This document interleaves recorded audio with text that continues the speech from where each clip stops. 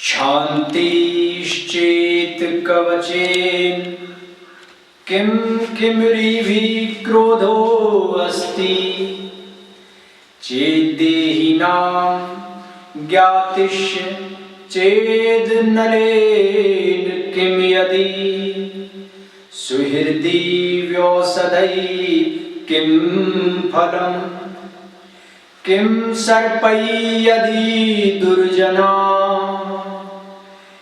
किमु धनैर्विद्या न वद्या यदि व्रीडा चेत् किं भूषणैः सुकविता यद्यस्ति राज्येन किम।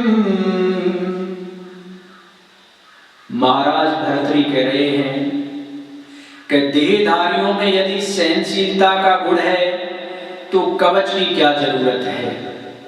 यदि क्रोध से जलता भुनता रहता है तो बैरियों की क्या आवश्यकता है।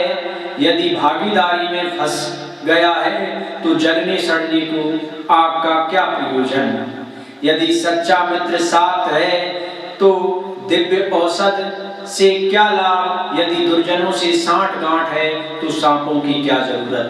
यदि हितकारी और दोषोपहारी विद्या है तो धन का बोझ उठाए घूमने की क्या जरूरत। यदि लज्जा लोक लाज और मर्यादा में रहने का स्वभाव है तो नकली अलंकरणों की क्या आवश्यकता।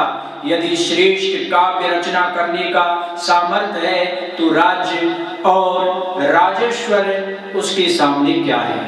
भर्तृहरि ने बड़ी अद्भुत बात कही है कि जिस व्यक्ति के पास सहनशीलता का गुण है तो उसे किसी के भी कवच की जरूरत नहीं होती है।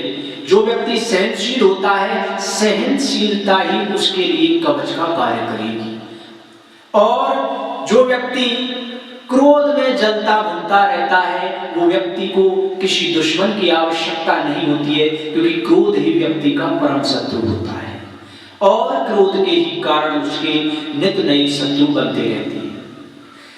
यदि भागीदारी में फंस गया है तो फिर उसे जलने सड़ने के लिए आपकी कोई आवश्यकता नहीं है। जो व्यक्ति दूसरों की लड़ाइयों में भाग लेता है, हर चीज में हिस्सेदारी चाहता है, तो उस व्यक्ति को हमेशा आग में जलना ही पड़ेगा।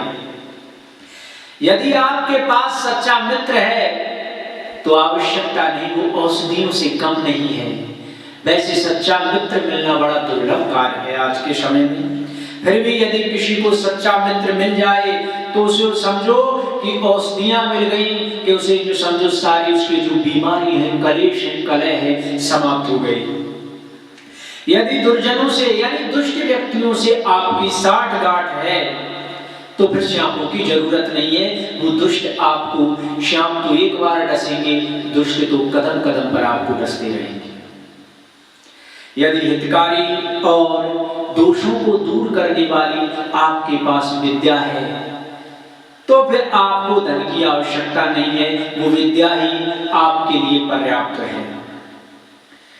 और यदि लज्जा लोक लाज और मर्यादा में रहने का आपका स्वभाव है तो फिर आवश्यकता नहीं है कि आप कोई आभूषण धारण करें।